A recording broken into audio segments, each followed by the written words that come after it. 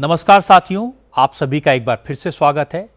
देश भर में वृद्धावस्था पेंशन, दिव्यांग पेंशन, विकलांग पेंशन और सामाजिक सुरक्षा योजनाओं का लाभ लेने वाले लाखों परिवारों के लिए आज की ये जानकारी बेहद महत्वपूर्ण है। अगर आपके घर में माता पिता में से कोई पेंशन प्राप्त करता है, परिवार में कोई बुजुर्ग सदस्य है, कोई दिव्यांग व्यक्ति है या आपके परिवार का कोई सदस्य किसी सामाजिक सुरक्षा पेंशन योजना से जुड़ा हुआ है, तो इस पूरी जानकारी को ध्यान से समझना आपके लिए बहुत जरूरी हो जाता है। पेंशन केवल हर महीने मिलने वाली एक आर्थिक सहायता नहीं है, बल्कि बहुत से परिवारों के लिए ये उनकी रोजमर्रा की जरूरतों को पूरा करने का एक महत्वपूर्ण सहारा होती है। किसी बुजुर्ग व्यक्ति के लिए दवाइयों का खर्च, किसी दिव्यांग नागरिक के लिए आवश्यक सुविधाएं, किसी अकेले रहने वाले व्यक्ति की दैनिक जरूरतें या आर्थिक रूप से कमजोर परिवार के छोटे बड़े खर्च, इन सभी में मिलने वाली पेंशन की भूमिका महत्वपूर्ण हो सकती है। यही कारण है कि जब भी पेंशन राशि में संभावित बढ़ोतरी, नई पात्रता, नई लाभार्थी सूची, भुगतान प्रक्रिया, सत्यापन या किसी नए नियम से जुड़ी कोई खबर सामने आती है, तो लाभार्थियों और उनके परिवारों की चिंता और उत्सुकता दोनों बढ़ जाती हैं। लेकिन आज के समय में जानकारी के साथ एक बड़ी चुनौती भी सामने आ रही है, और वो है सोशल मीडिया पर तेजी से फैलने वाली अपुष्ट खबरें। कई बार किसी पोस्ट, वीडियो या मैसेज में एक निश्चित पेंशन राशि बताकर यह दावा कर दिया जाता है कि अब पूरे देश में सभी बुजुर्गों या दिव्यांग नागरिकों को उतनी ही रकम मिलने वाली है, जबकि वास्तविकता में ऐसा जरूरी नहीं होता। इसलिए आज हम इस पूरे विषय को बिना किसी भ्रम के सरल भाषा में समझेंगे और ये जानेंगे कि सामाजिक सुरक्षा पेंशन की व्यवस्था किस तरह काम करती है, किन बातों का ध्यान रखना जरूरी है, पेंशन बढ़ोतरी से जुड़े दावों को कैसे समझना चाहिए, आवेदन और दस्तावेजों में किन बातों की सावधानी रखनी चाहिए, और अगर किसी लाभार्थी की पेंशन रुक जाए तो उसके पीछे कौन कौन से सामान्य कारण हो सकते हैं। साथियों, सबसे पहले यह समझना बहुत जरूरी है कि भारत में सामाजिक सुरक्षा पेंशन की व्यवस्था एक समान नहीं है। अलग अलग राज्यों में अलग अलग सामाजिक सुरक्षा योजनाएं संचालित की जाती हैं, और इन योजनाओं के तहत पात्रता, आय सीमा, उम्र, दिव्यांगता से जुड़े मानदंड, दस्तावेज, आवेदन प्रक्रिया और आर्थिक सहायता की राशि अलग हो सकती है। कई योजनाओं में केंद्र और राज्य सरकारों की भूमिका अलग अलग हो सकती है, और कुछ राज्यों में राज्य सरकार अपनी ओर से अतिरिक्त सहायता भी उपलब्ध कराती है।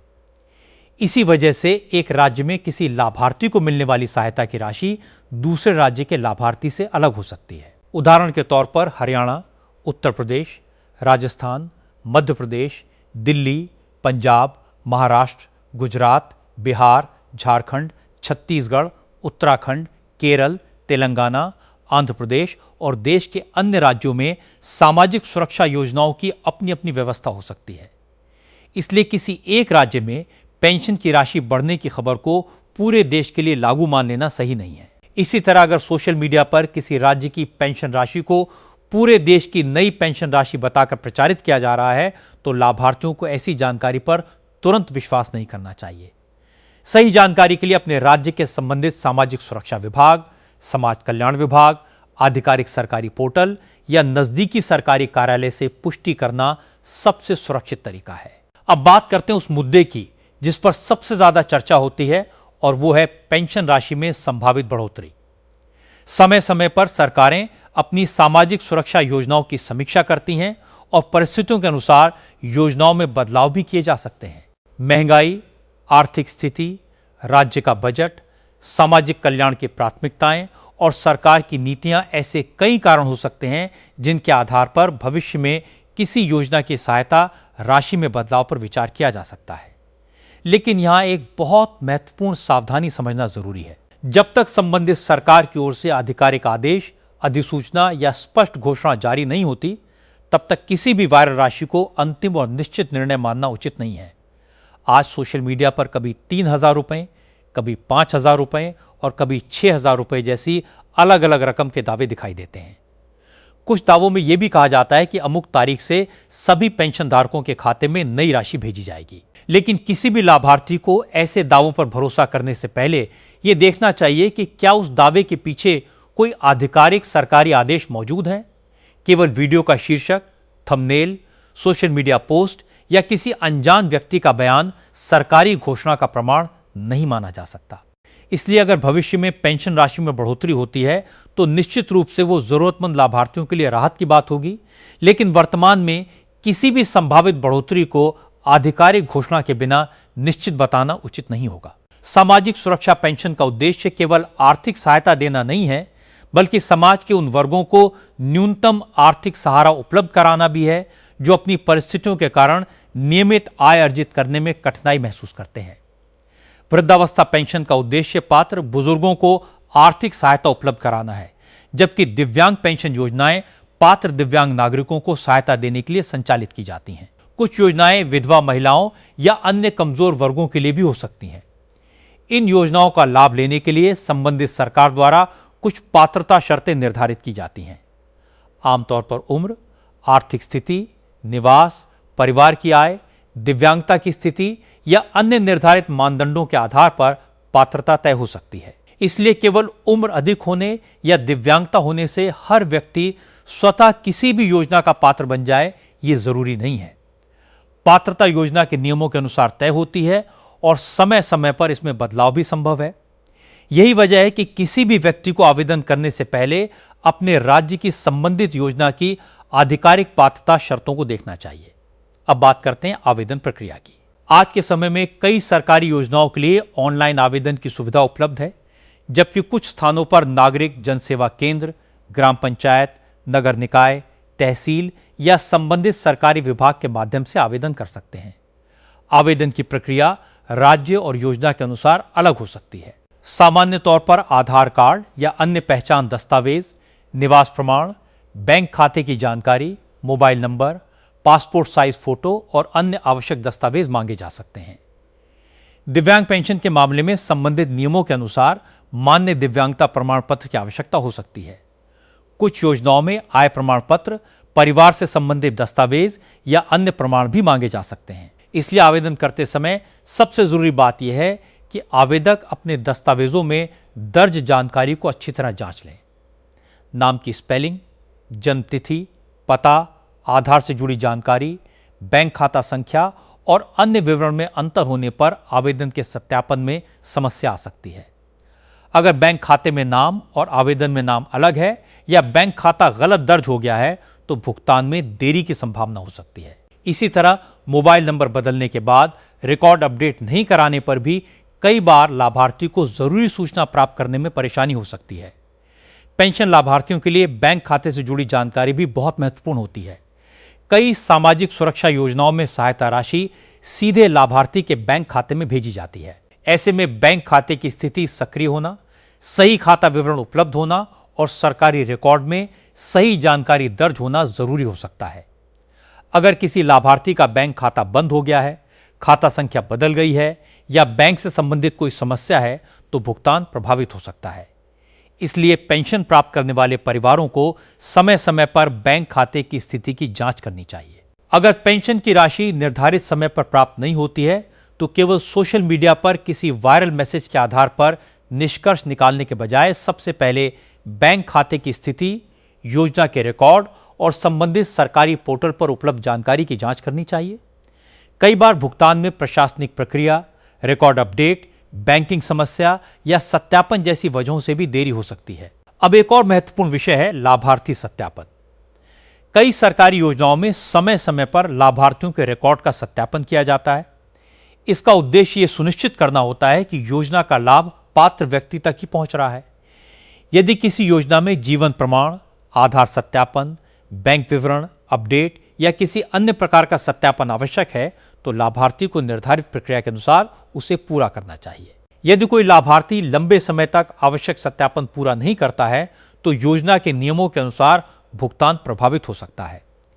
इसलिए परिवार के बुजुर्ग या दिव्यांग सदस्य के दस्तावेजों और सरकारी रिकॉर्ड पर नजर रखना परिवार के अन्य सदस्यों की भी जिम्मेदारी बन जाती है। खासकर उन बुजुर्गों के लिए जो ऑनलाइन प्रक्रिया को समझने में कठिनाई महसूस करते हैं, उनके परिवार के सदस्य आधिकारिक माध्यम से जानकारी प्राप्त करने और जरूरी प्रक्रिया पूरी कराने में सहायता कर सकते हैं।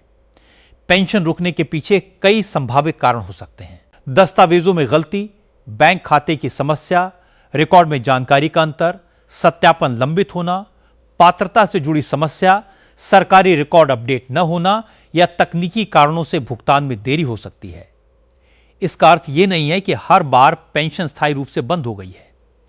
कई मामलों में समस्या का कारण पता चलने के बाद आवश्यक सुधार या सत्यापन पूरा करके स्थिति को ठीक किया जा सकता है। इसलिए अगर किसी लाभार्थी की पेंशन रुक गई है तो सबसे पहले घबराने के बजाय संबंधित विभाग या आधिकारिक पोर्टल के माध्यम से स्थिति की जानकारी प्राप्त करनी चाहिए।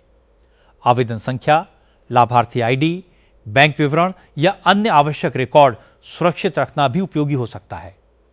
अगर शिकायत दर्ज करनी पड़े तो आधिकारिक शिकायत व्यवस्था का उपयोग करना बेहतर होता है।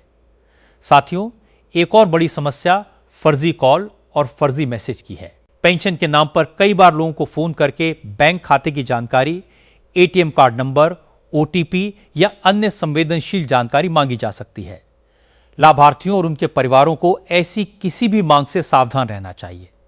किसी अनजान व्यक्ति को OTP, ATM pin, internet banking password या अन्य गोपनीय बैंकिंग जानकारी नहीं देनी चाहिए। अगर कोई व्यक्ति ये कहता है कि आपकी पेंशन बढ़ गई है और भुगतान जारी करने के लिए तुरंत पैसे जमा करने होंगे या बैंक की गोपनीय जानकारी देनी होगी, तो ऐसे दावे से सावधान रहना चाहिए। सरकारी योजना से संबंधित वास्तविक प्रक्रिया की पुष्टि हमेशा आधिकारिक माध्यम से करनी चाहिए। केवल सोशल मीडिया पर वायरल हो रहे स्क्रीनशॉट या मैसेज को देखकर किसी व्यक्ति को पैसे भेजना या निजी जानकारी साझा करना बिल्कुल उचित नहीं है। अब बात करते हैं लाभार्थी सूची की।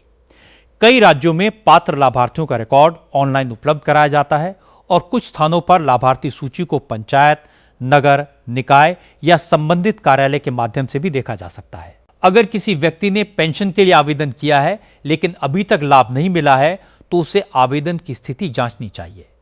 आवेदन स्वीकृत हुआ है या नहीं, सत्यापन पूरा हुआ है या नहीं और भुगतान के लिए रिकॉर्ड सक्रिय है या नहीं, इसकी जानकारी संबंधित आधिकारिक माध्यम से प्राप्त की जा सकती है।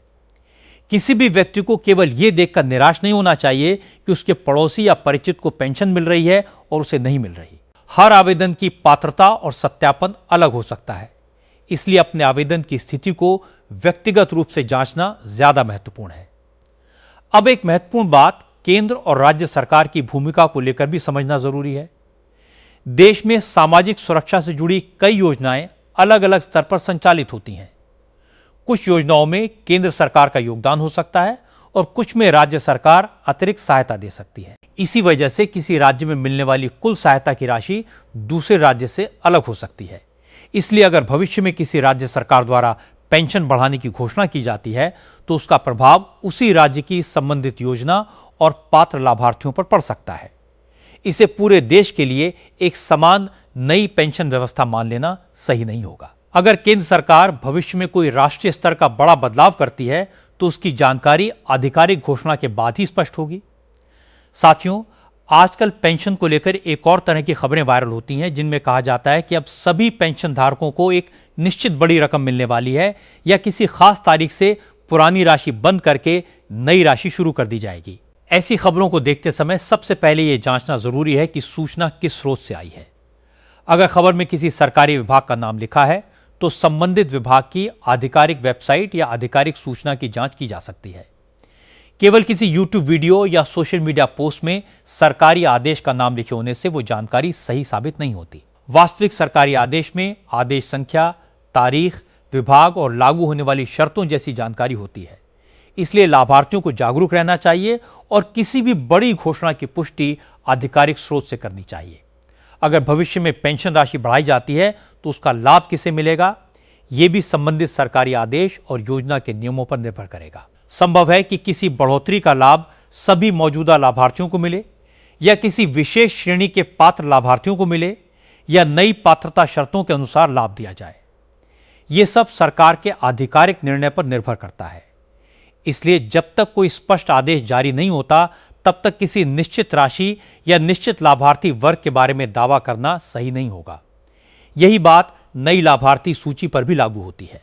अगर किसी राज्य में नई सूची जारी होती है तो उसका विवरण संबंधित सरकारी पोर्टल या विभाग के माध्यम से जांचा जाना चाहिए। अब उन परिवारों की बात करते हैं जिनके घर में वृद्ध व्यक्ति या दिव्यांग सदस्य हैं। ऐसे परिवारों को केवल पेंशन की राशि पर ही ध्यान नहीं देना चाहिए, बल्कि यह भी देखना चाहिए कि लाभार्थी के सभी दस्तावेज सुरक्षित और अपडेट हैं या नहीं। आधार, बैंक खाता, मोबाइल नंबर, निवास प्रमाण और योजना से जुड़े रिकॉर्ड में कोई बदलाव हुआ हो तो जरूरत के अनुसार संबंधित विभाग में जानकारी अपडेट करानी चाहिए।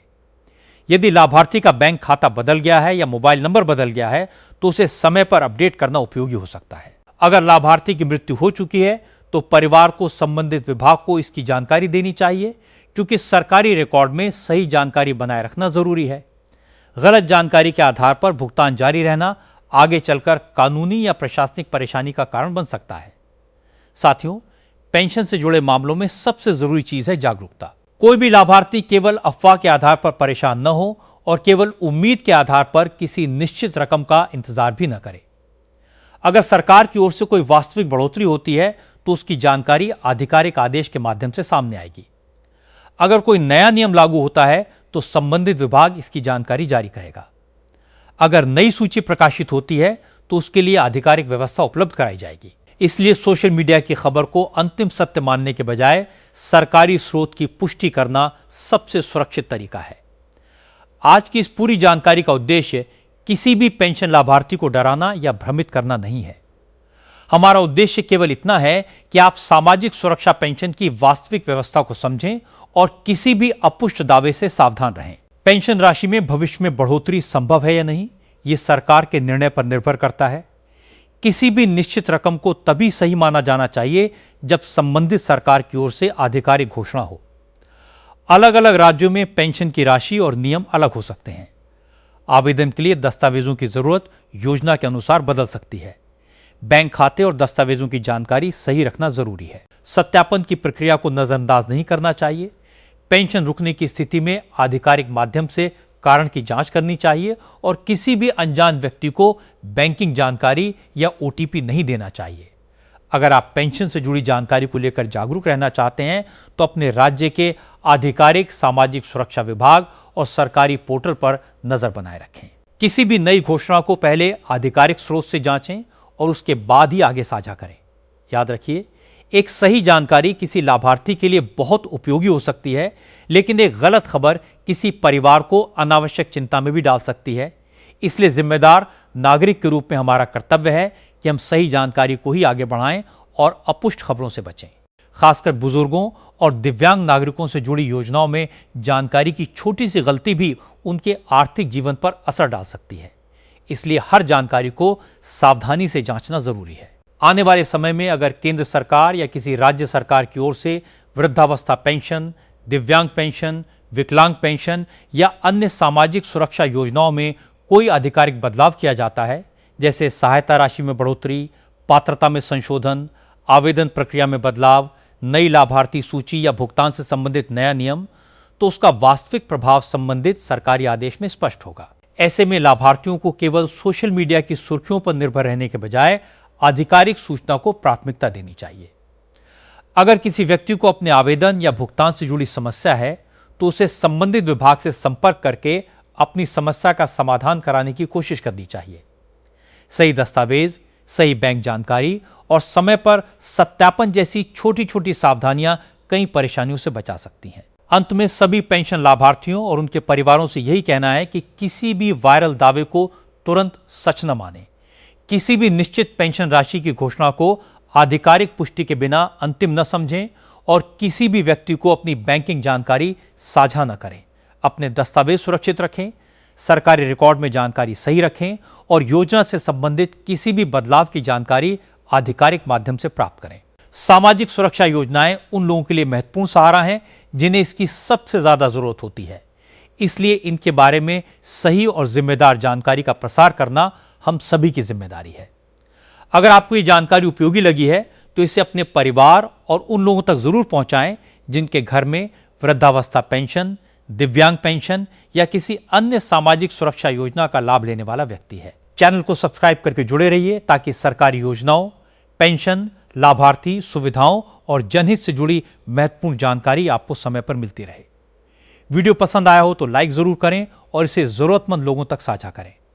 आपका एक शेयर किसी ऐसे परिवार तक सही जानकारी पहुंचा सकता है जिसे इसकी वास्तव में जरूरत हो। धन्यवाद। स्वस्थ रहिए, सुरक्षित रहिए और किसी भी सरकारी योजना से जुड़ी जानकारी पर विश्वास करने से पहले उसकी आधिकारिक पुष्टि जरूर